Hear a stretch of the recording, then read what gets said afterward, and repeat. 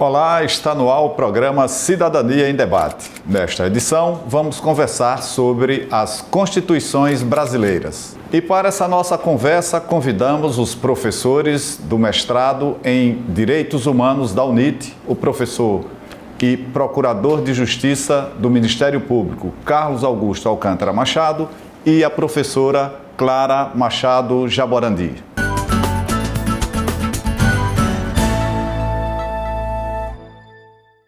Nessa edição, vamos falar sobre as constituições brasileiras. Mas antes, vamos ver o que preparamos para vocês. Ao se falar em Constituição, deve-se, primeiramente, especificar o seu conceito para, posteriormente, verificar o seu histórico no contexto nacional.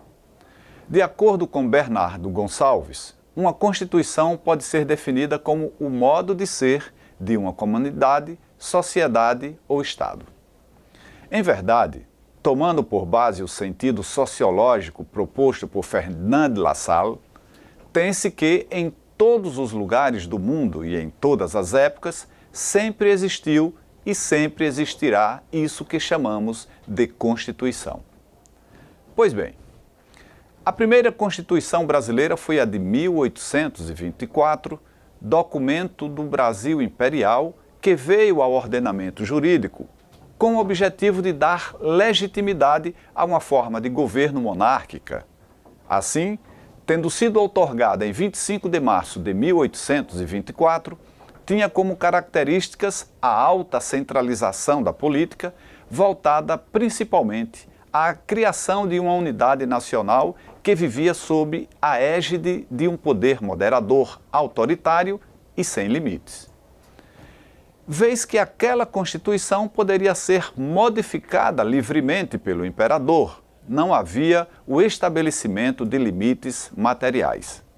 Porém, com a consolidação de ideais descentralizadores, fomentados no interior do Brasil colônia e com a ascensão dos republicanos ao poder, foi criada em 15 de novembro de 1890 a Assembleia Constituinte Republicana.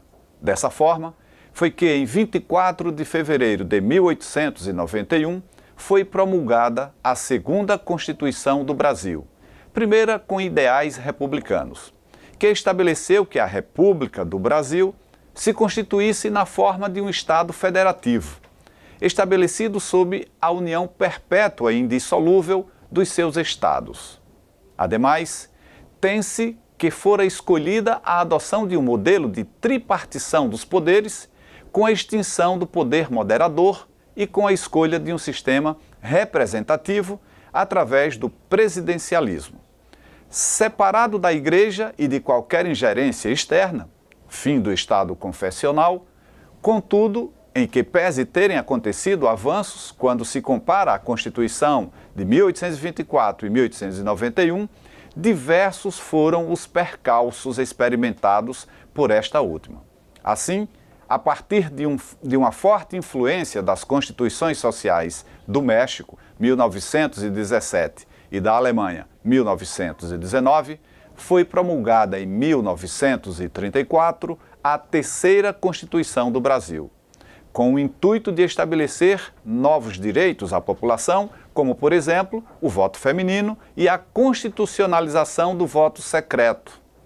Com a explosão da intentona comunista e em razão do estado de sítio decretado pelo governo Vargas, onde também foi declarada uma guerra ao comunismo, em 30 de setembro de 1937, em meio à suposta descoberta de um plano comunista, o Plano Cohen, foi instituído um novo governo no Brasil, revestido de ilegalidade, qual seja o Estado Novo de Vargas. Assim, em 10 de novembro de 1937, foi outorgada pelo então presidente Getúlio Vargas a quarta Constituição do Estado brasileiro, que teve como principais características e consequências fechamento do poder legislativo nos 3 níveis, Congresso Nacional, Assembleias Estaduais e Câmaras Municipais, poder judiciário subordinário ao Executivo, eliminação do direito de greve e determinação de que os estados seriam governados por interventores nomeados por Vargas. em meio ao movimento de redemocratização e valorização dos direitos humanos, não só no âmbito nacional, mas também no panorama internacional, marcado pelo fim da Segunda Grande Guerra, foi consagrada em 1946 a Quinta Constituição. De pronto, pode-se falar que a Constituição de 1946 surgiu não só com um viés democrático, mas também com um viés social, de modo que, entre as suas características principais, destacavam-se volta das eleições diretas, restabelecimento da autonomia do poder legislativo, foram elencados num rol exemplificativo direitos e garantias individuais, como poderia dizer, a inviolabilidade dos direitos concernentes à vida, à liberdade, à segurança individual e à propriedade. E, por fim, se observa naquela carta a retomada dos direitos sociais, uma vez que reavivou-se os direitos trabalhistas, inovando-se com o direito à participação nos lucros das empresas, bem como o direito de greve. Todavia, à época de 7 de fevereiro de 1996, já em regime militar, foi editado o Ato Institucional número 4, instrumento pelo qual o Congresso Nacional foi convocado para se reunir extraordinariamente com o fito de discutir, votar e promulgar o projeto de Constituição que seria apresentado pelo Presidente da República.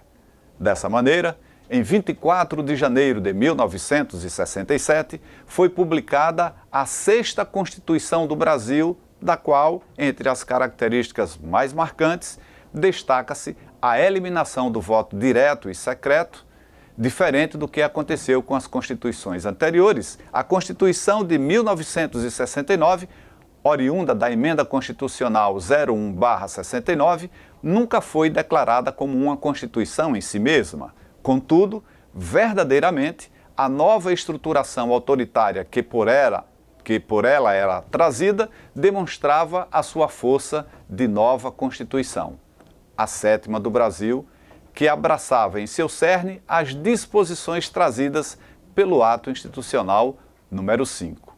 Por fim, tem-se a atual Constituição de 1988, promulgada em Assembleia Nacional Constituinte à data de 5 de outubro de 1988, a 8ª Constituição brasileira apresenta-se com um viés de redemocratização e valorização dos direitos humanos, sobretudo quando se pratica a leitura dos seus artigos 1º e 5º, entre outros, que trazem inovações na seara dos direitos sociais e transindividuais. Pense nisso.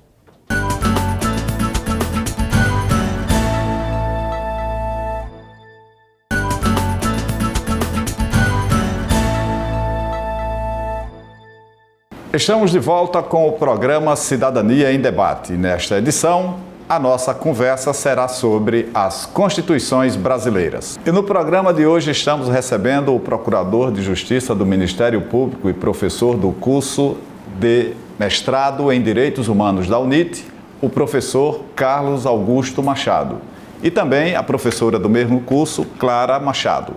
Prazer enorme tê-los aqui e vamos conversar sobre Constituições brasileiras. Mas antes dessa conversa, fomos à rua ouvir o que as pessoas dizem sobre o tema. Como você define a Constituição brasileira? Olha, eu acho que esse é um tema que é pouco abordado na escola, em todos os níveis, nível fundamental e nível médio, então poucas pessoas têm conhecimento do que seria realmente a Constituição brasileira. Pelo que eu tenho de informação, a Constituição seria um conjunto de leis criado logo após o final da ditadura militar, e que essa Constituição que rege o país nesse momento foi criada depois da ditadura militar, inclusive com o presidente Temer participando da sua criação, e essa Constituição rege as leis que fazem a Constituição do país. Ela se define em questão a não tão direto a pessoas comuns. Eu acho que ela mais facilita em questão às pessoas de cima. Ela não ajuda muito em questão ao pessoal que necessariamente seria ela feita para esse pessoal. Não sei informar. Eu defino ela que teria que ter mais mais aparência, né, ao público, né, entendeu? Tem muitas falhas nela. A Constituição brasileira eu defino como uma grande inovação, certo? Dentro do cenário político, social, econômico. É uma Constituição que engloba vários tipos de segmento e que vem com um parâmetro muito amplo, certo? Para que todos os brasileiros se sintam, como é que eu posso falar? Se sintam agraciados, protegidos por uma legislação. Na verdade, nossa Constituição, apesar de ser muito nova, ela, em alguns itens da nossa Constituição devem ser mudados, como, por exemplo, políticos corruptos em que se tornam inelegíveis apenas por 8 anos e aí voltam ao Senado ou à Câmara do nosso país e aí roubam os direitos das pessoas que eles estão representando na Câmara. Então, alguns itens da nossa Constituição, apesar de ser uma Constituição nova, e infelizmente não funciona. Então alguns itens devem ser reformulados na nossa Constituição. Em várias partes eu acho a Constituição um pouco falha. Tanto que sempre, né, a gente ouve assim polêmicas sobre coisas que acontecem que às vezes as leis não estão lá suficientemente radical lá para cumprir o que devia ser cumprido. Então eu acho assim, tem os pontos positivos, mas também tem muita coisa falha que deixa a desejar. Então, eu acredito que a questão da Constituição, ela é bem feita. Eu acho que o maior problema da Constituição, eu acredito que seja, ela não é bem aplicada. As pessoas tentam utilizá-la dela de uma forma não o correto que seria ser utilizada, o intuito que ela foi feita. E sim, eu acredito que usam a benefício próprio. Na nossa Constituição estabelece que são reconhecidos aos índios sua organização social, costume, crenças, tradições e os direitos originários sobre as terras que tradicionalmente ocupam. Você concorda com isso? Em parte, porque nenhum direito, todo direito traz os deveres.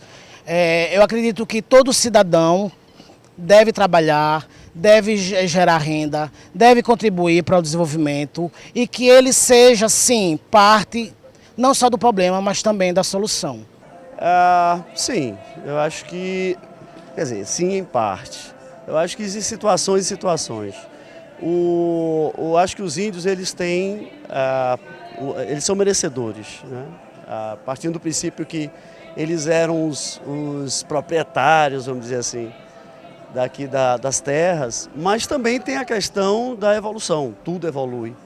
A gente vê em países como os Estados Unidos, onde o índio ele tem uma valorização bem proporcional ao que eles realmente representam, né?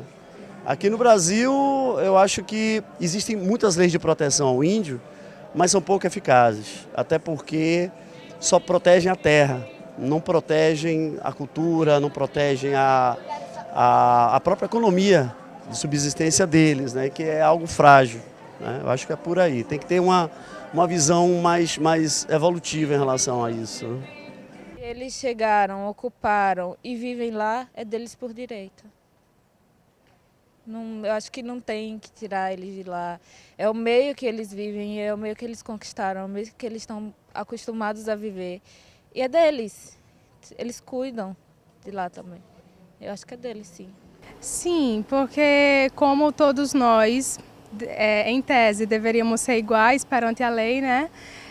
Deveria, sim, também haver uma distribuição como é que eu posso dizer, igualitária dos terrenos. Daí a questão de reforma agrária e tal, que até hoje sempre se fala, mas nunca aconteceu. E os índios, sim, também, eles eram os iniciantes, donos dessa terra. Então, os direitos, a cultura e, inclusive, o espaço deles, território, também tem que ser preservado, né? Concordo. Acho que eles têm por direito, todos os direitos que eles têm. Acho que a gente tem que respeitar, saber que eles mantêm a tradição deles, embora nós tenhamos nos adaptado a costumes diferentes.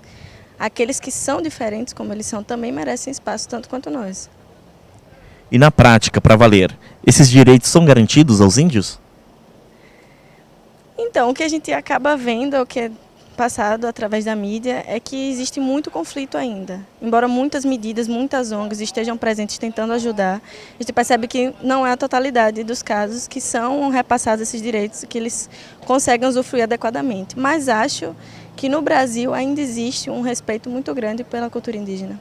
Estamos de volta com o programa Cidadania em Debate. E agora, para iniciarmos a nossa conversa, a nossa entrevista com os nossos convidados.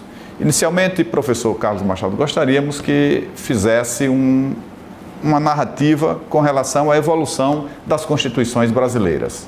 Pois não. O Brasil, desde a sua independência, a história constitucional brasileira registra a existência de 7, alguns falam 8 constituições. Na verdade, nós tivemos constituições que foram impostas pelo governante, se diz Constituição outorgada, quer dizer, aquela que não foi votada por um processo democrático, e tivemos constituições elaboradas por assembleias constituintes. A primeira Constituição brasileira é datada de 1824, a Constituição Imperial, quando vivíamos uma monarquia.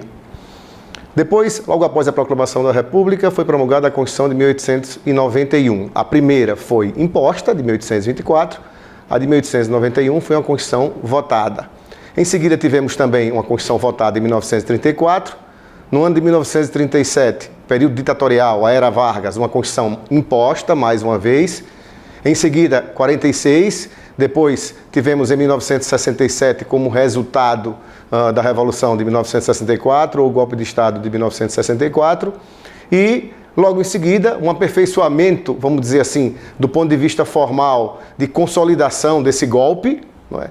Com a emenda constitucional número 1 de 69, e finalmente a nossa Constituição Democrática, a mais democrática de toda a nossa história constitucional, a vigente Constituição de 1988. Claro, o professor Carlos Machado enfatiza a nossa Constituição mais democrática, né? Então, como evoluiu a questão dos direitos ao longo destas constituições para que ele faça essa afirmação de ser a mais democrática? Perfeito. Na verdade, quando a gente observa a história constitucional brasileira, a gente vê essa evolução dos direitos fundamentais, propriamente ditos. Inicialmente, tivemos direitos civis, né, direitos políticos nas primeiras constituições.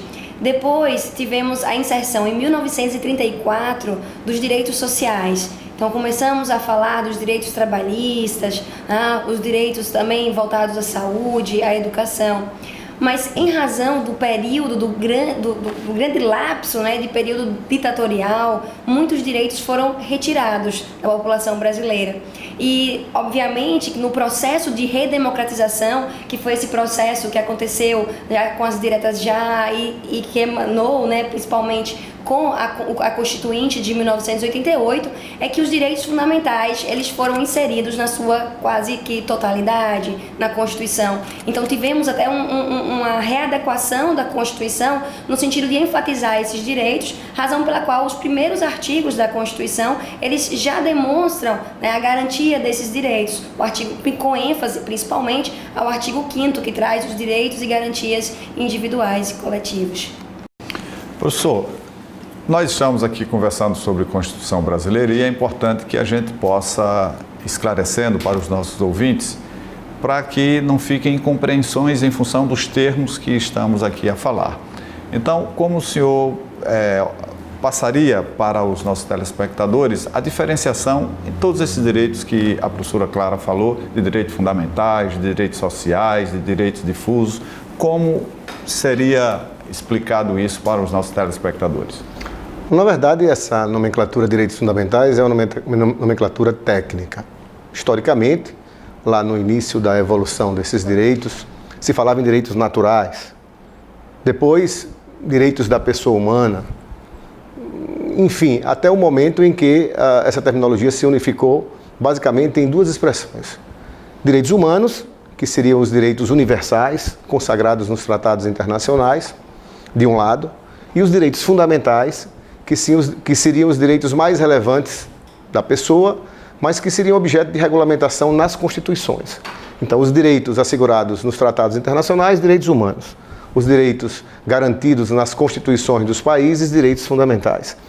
Dentro desses direitos fundamentais, e particularmente no caso do Brasil, o texto constitucional classificou esses direitos fundamentais em alguns grupos, como direitos civis ou direitos individuais, envolvendo os valores vida, igualdade, liberdade, segurança e até mesmo propriedade.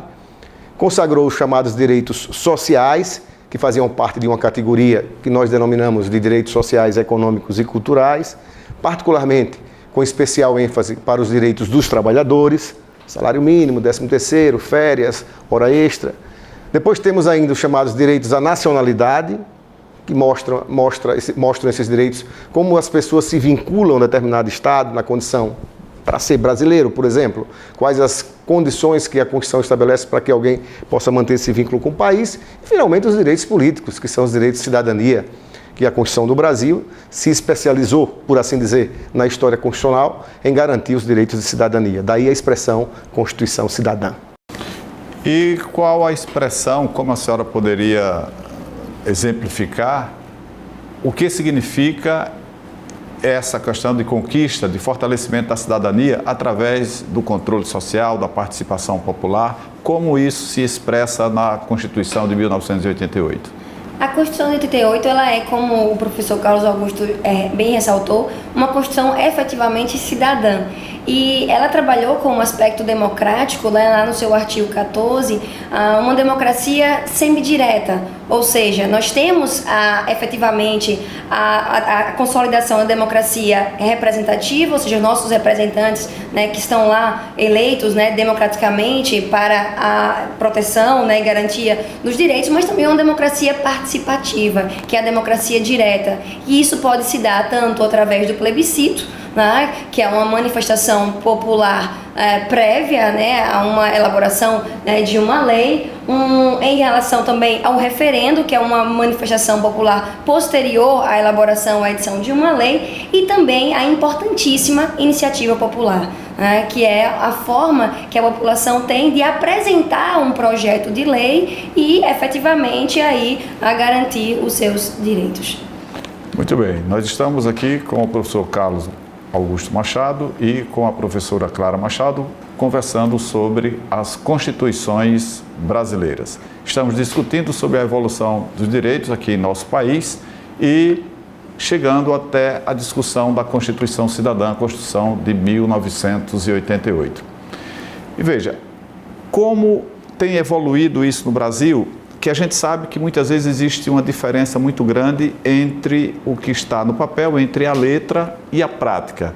Na sua evolução, e gostaria de ouvir em seguida também o professor com relação a isso, como isso na prática tem acontecido, se isso tem se configurado, tem sido garantido para o povo brasileiro, se há um processo cultural, vamos dizer assim, de alienação, onde as pessoas não têm essa participação. A senhora falou aí em democracia semidireta, democracia participativa, essa democracia que faz o chamamento da democracia participativa para que as pessoas exerçam esses direitos constitucionais. Então, como tem sido isso na prática? Eu gostaria de ouvir os dois. Efetivamente, quando a gente fala de democracia no Brasil, uma ideia que é muito clara, e que também está demonstrada, é que somos uma democracia incipiente, uma democracia iniciante. Então, todos os processos democráticos, eles passam por um avanço na história. Em relação ao Brasil, ao meu ver, eu vislumbro um avanço em relação à participação popular. Tivemos manifestações em 2013, continuamos num processo democrático de participação da população. A própria lei da ficha limpa, que foi resultado de uma iniciativa popular, demonstra uma preocupação da população em relação a essa participação mais ativa e essa construção da democracia. Muito bem, professor? Eu tenho a impressão que, na verdade, a democracia ela se consolida a partir do momento que ocorre um natural processo de prática da democracia. A democracia só se aperfeiçoa, por assim dizer, quando se vive uma efetiva prática democrática. Vivemos um longo período na nossa história, relativamente recente, onde a democracia não existia. E a nossa democracia é uma democracia recente, uma democracia materializada, por assim dizer, do ponto de vista formal e simbólico, com a promulgação da Constituição de 1988. Portanto, temos, do ponto de vista histórico, assim, dentro de um processo histórico, pouco tempo de prática democrática. Mas já se visualiza um significativo avanço, a me parecer. Não só considerando as situações de eleição, onde o povo se envolve no processo democrático, mas também a forma como a Constituição estabeleceu esse Estado democrático de direito fundado a partir de 1988, com a democracia não somente, como a Clara falou, representativa, onde o povo escolhe os seus representantes e transfere para eles o poder de decisão, mas também uma democracia onde há uma participação direta por meio dos instrumentos que precisam ser aperfeiçoados, que precisam ser mais praticados, como o referendo e o plebiscito e a iniciativa popular, mas já há exemplos significativos nesse ponto, onde o povo se envolve através das instituições, OAB, ABI, a própria CNBB, a sociedade organizada por meio dos sindicatos, não é? Os movimentos sociais e também a participação efetiva nas ruas. Se observa isso, a história tem registrado num passado recente, que com a participação popular, aquilo que iria de encontro aos anseios do povo, retrocedeu. Então, o povo se organiza considerando essa ambiência democrática gerada a partir da Constituição de 88. Mas também a democracia participativa, esse controle social que você falava, através dos conselhos sociais, onde o povo tem a sua representatividade nesses conselhos, com definição de políticas públicas. Depois, não só isso, os órgãos de controle funcionando bem, como o Ministério Público, a participação da Defensoria Pública, pleiteando os direitos da sociedade em geral. Então, há avanços importantes. Claro que precisamos dar muitos passos, mas alguns já foram dados e o processo está em franca expansão. Eu sou um otimista. Muito bem. Nós somos. E interessante que é importante que a gente entenda nesse processo que o Brasil é um país plural, é um país de muita diversidade e existem pessoas que lutam para que tudo isso avance. E claro está que existem pessoas que se antepõem a tudo isso. Então, eu, principalmente nos últimos 40, 50 anos, eu tenho acompanhado tudo isso e vejo os confrontos entre uma concepção mais avançada, mais democrática, concepções mais conservadoras. É importante destacar que na história da formação política brasileira, o povo brasileiro sempre esteve distante do poder. O povo brasileiro sempre foi tratado como algo invisível e o poder, efetivamente, que está garantido na Constituição para o povo brasileiro foi algo inalcançável. E nessa evolução, nós estamos observando aqui que ao longo da vida há um avanço na conquista de direitos e esses direitos que são consagrados na Constituição de 1988, nós temos uma dificuldade para que isso aconteça na prática. E isso é cultural. Então é preciso que a gente tenha conhecimento, como nós estamos fazendo aqui, conhecimento do que existe para que a gente possa ir na prática garantir que aquilo se efetive.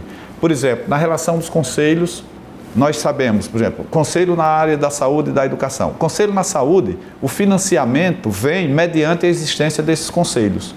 E aí nós temos o quê? Conselhos homologatórios, burocráticos, que não cumprem o seu papel de fiscalização, e tudo isso é um aprendizado. A gente precisa avançar porque a dificuldade, por exemplo, do gestor é não ser transparente, é não ser fiscalizado. Então, tudo isso é um confronto, é um cabo de aço permanente entre a sociedade com os seus valores culturais e o que conseguimos, às vezes, consagrar nas nossas leis. Mas estamos encerrando aqui um bloco do programa Cidadania em Debate. Continue conosco e logo em seguida nós voltaremos.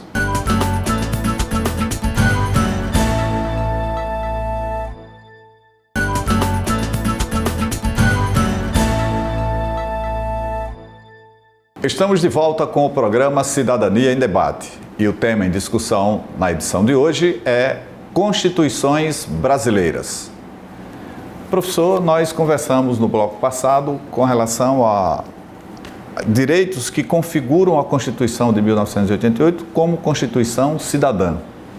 E falamos sobre plebiscito, referendo, sobre lei de iniciativa popular. Poderia detalhar esses conceitos para o nosso telespectador? Vamos procurar ser bem claro em relação a isso. Na verdade, a Constituição de 88 inovou em muitos aspectos, um dos quais exatamente esse, avançando na participação cidadã. Ou seja, o cidadão construindo a formação da vontade nacional do ponto de vista de Estado. E esses instrumentos que você mencionou são aqueles que expressam a necessidade de participação do cidadão na construção dessa vontade. O senhor fez menção a 3 que estão indicados lá no artigo 14 da Constituição, que trata exatamente da soberania popular. Isto é, a soberania popular se manifesta através desses instrumentos. O referendo e o plebiscito são muito próximos, porque são instrumentos de consulta popular. O referendo, na verdade, é um instrumento de consulta popular onde o Estado faz uma pergunta ao povo que se manifesta através do voto, é como se fosse uma espécie de eleição. Ele vai lá na urna e se manifesta dizendo que concorda ou discorda, mas em cima de um projeto de lei, por exemplo, de uma lei já aprovada pelo Parlamento. Então o Parlamento elabora uma lei e submete ao povo, e o povo referendo ou não. Se o povo disser sim, a lei está aprovada. Se o povo disser não, a lei está rejeitada, desde que a configuração da formação da lei assim o exija. O plebiscito é diferente. O plebiscito é uma pergunta que se faz ao povo também, é uma busca da manifestação popular, só que prévia, isto é, pede uma autorização ao povo em cima de um determinado tema, para que depois o parlamento elabore uma lei a partir daquela decisão.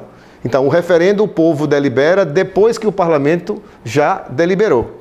O plebiscito, o povo delibera antes da futura deliberação do parlamento. Se possível fosse, não é possível, por exemplo, a instituição da pena de morte no Brasil não é possível, mas imaginemos que possível fosse, ainda bem que não é possível, porque é uma cláusula pétrea, isso não pode ser alterado da Constituição. Mas imaginemos, alguns defendem, não é? Infelizmente, que se perguntasse ao povo se o povo desejaria a pena de morte. Então isso seria plebiscito, porque o povo se manifesta antes. Depois da resposta, se fosse negativa, acabou a história. Se fosse positiva, o Congresso Nacional iria elaborar uma lei dizendo quais os crimes puníveis por meio que tenha como sanção a pena de morte. Quais as formas? Quais as formas, exatamente. Então a deliberação é a posteriori, no caso do plebiscito. E a iniciativa popular é quando o povo encaminha um projeto de lei, subscrito por um número estabelecido na Constituição, um número mínimo, centenas e milhares de eleitores, para que o Congresso Nacional delibere. Então, a iniciativa popular é um projeto de lei subscrito pelo povo. Não quer dizer que o projeto de lei vai ser aprovado. Apenas vai deflagrar o processo para o parlamento deliberar.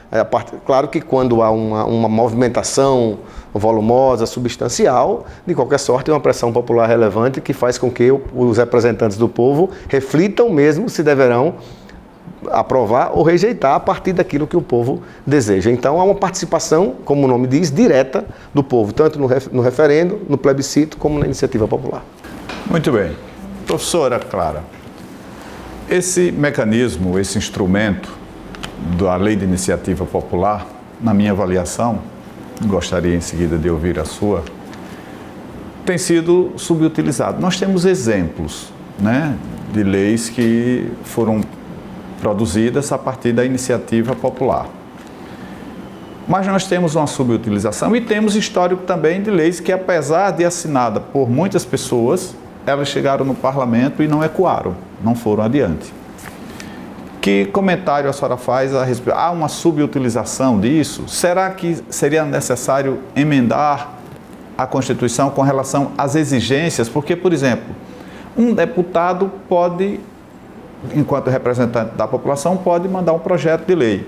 Agora, o número de pessoas que pode produzir um projeto de lei é muito grande.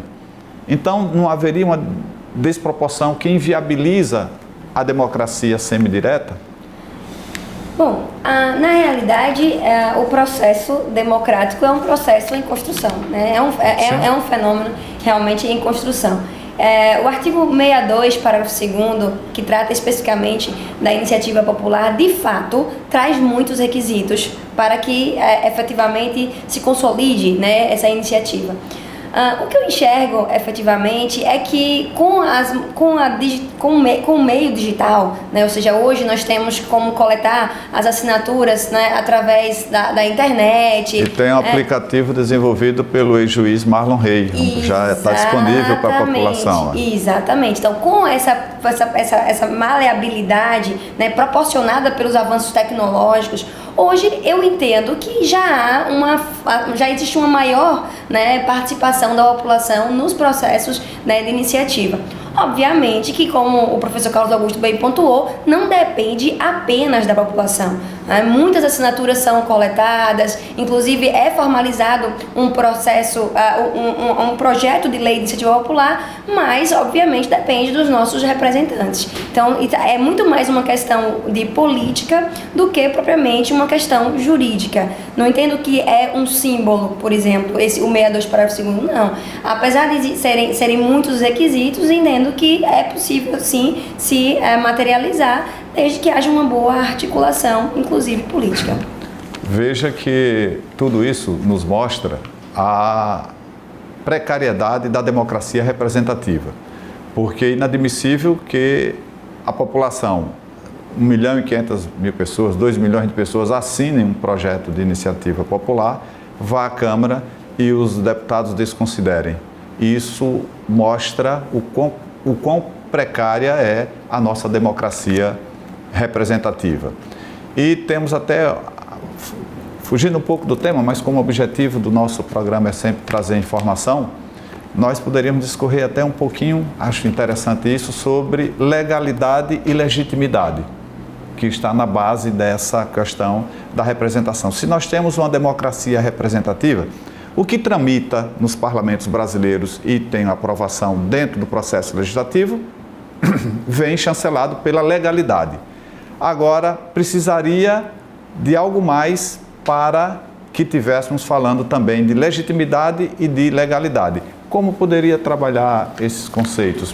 Na verdade, quando se pensa no modelo de democracia representativa, a rigor você poderia, inclusive, também aperfeiçoar essa democracia representativa com mecanismos de controle mais eficazes em relação ao parlamentar. O modelo que está posto de mandato parlamentar é um mandato independente, completamente livre, por assim dizer, não é? Então você escolhe o seu representante, mas após a emissão do seu voto e quando aquele candidato obtém êxito no processo eleitoral, do ponto de vista jurídico, ele se desvincula completamente do seu eleitor. Então você transfere o poder, que originariamente é do povo, para o parlamentar. E o parlamentar, em nome próprio, exerce o seu mandato sem uma vinculação jurídica, por assim dizer, como com o povo. Então, no Brasil não existe o direito de revogação do mandato parlamentar, como acontece em outros países. No Brasil, não há como você interromper o mandato parlamentar no curso do mandato, salvo por prática criminosa ou então improbidade administrativa, algum ilícito praticado pelo parlamentar. Mas por vontade popular, como acontece em outros países, né, a possibilidade de revogação do mandato, recall, por exemplo, isso não existe no Brasil. Já se tentou implantar, já teve um movimento no sentido de se colocar esse instrumento na Constituição, mas não chegou a bom termo. Então, esse controle não existe. Você escolhe os representantes, tem que aguardar o término do mandato, só para analisar do ponto de vista político, para ou se houver uma nova candidatura do mesmo parlamentar, por exemplo, não é? Você manter o voto, se ele fez um bom mandato ou não.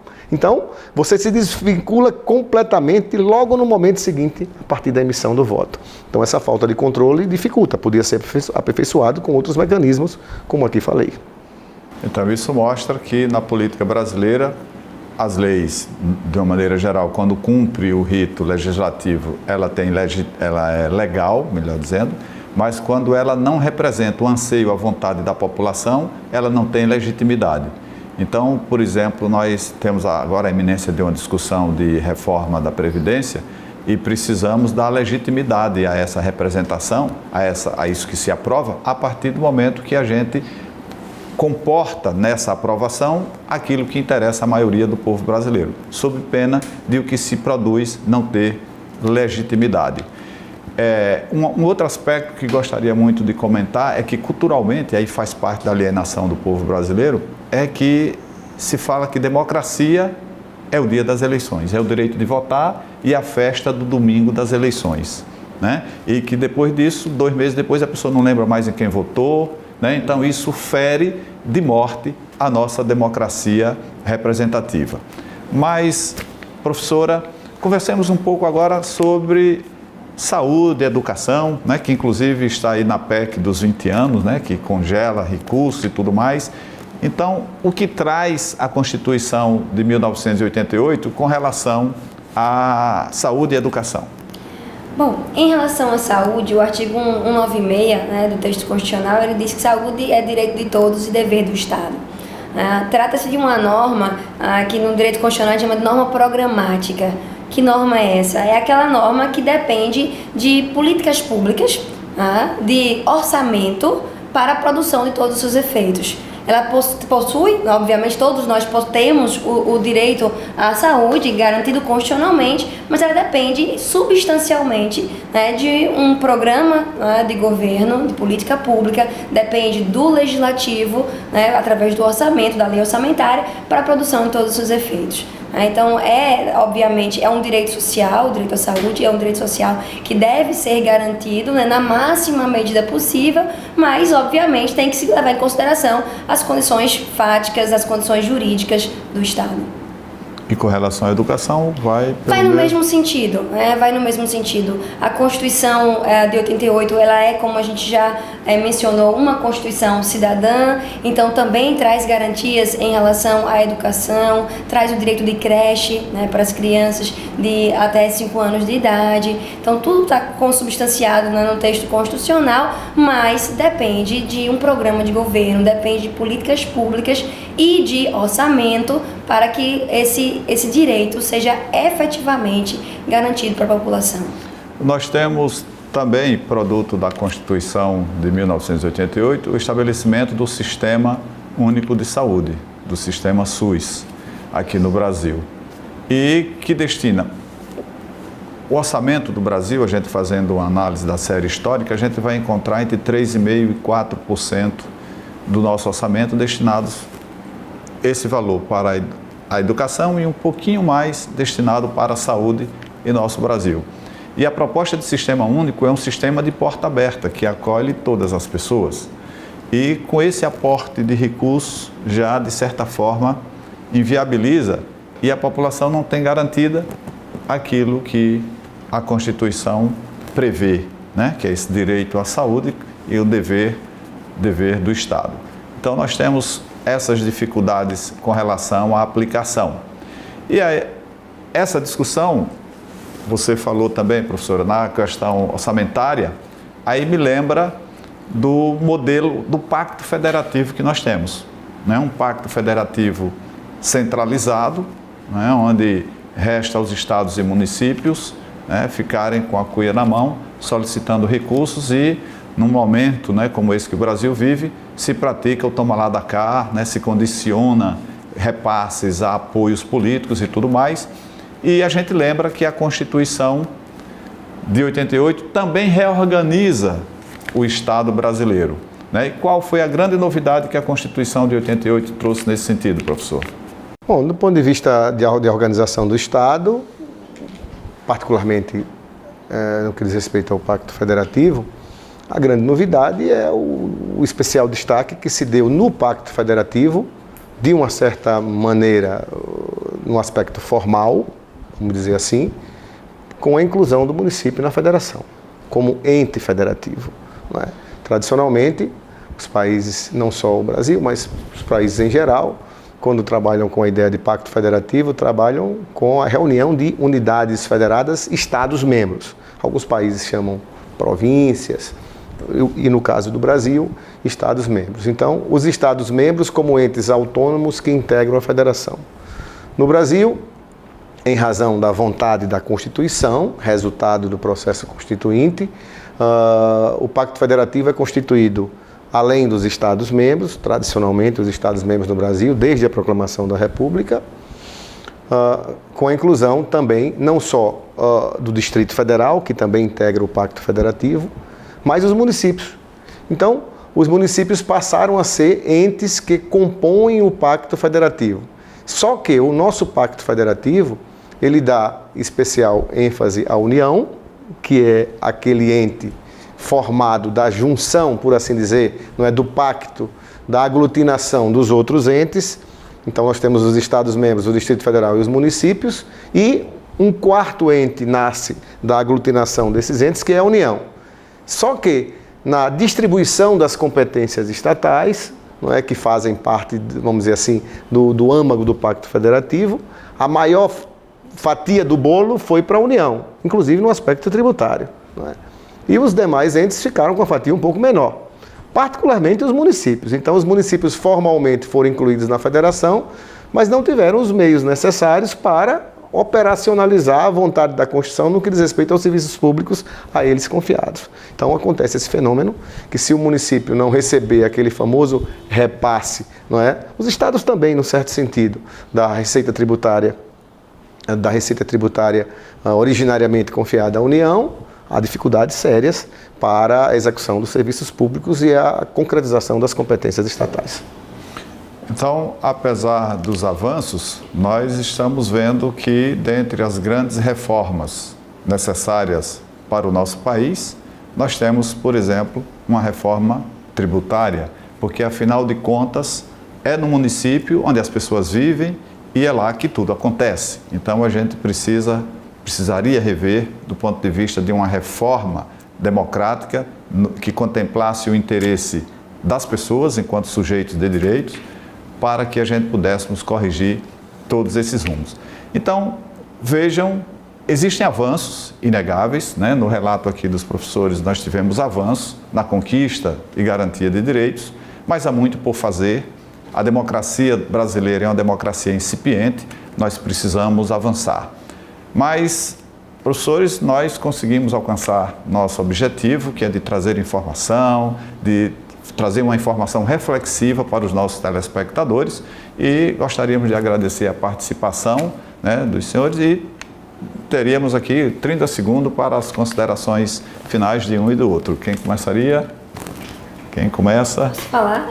Pode falar. Efetivamente, eu gostaria de agradecer, acho que o importante, né, o programa, e que eu acredito na Constituição, também sou bastante otimista. Fez um dia desse, um aluno me questionou se a Constituição sobreviveria a todas essas conjunturas, e me parece que a Constituição ela é bem resiliente, né? Então vamos acreditar na resiliência constitucional. Professor? Eu agradeço também a possibilidade de participação, em discutir com você, telespectador, os aspectos mais relevantes relativos aos seus direitos, e dizer que a democracia não depende exclusivamente do Estado. Eu diria, depende muito pouco do Estado. A democracia depende de você. Você, como cidadão, tendo consciência dos seus direitos e uma consciência, acima de tudo, que a sua participação, ela é, não diria nem necessária, ela é imprescindível para a construção de uma democracia. Sem a participação da cidadania, um Estado democrático de direito não se consolida. Então, portanto, participe, exija o seu direito, se sinta responsável dos destinos da nação. Encerramos mais um programa Cidadania em Debate. Você poderá rever o nosso programa na edição dos domingos, às 19 horas, e também acompanhar no canal do YouTube da TV Câmara ou em nossas mídias sociais. Até o próximo programa.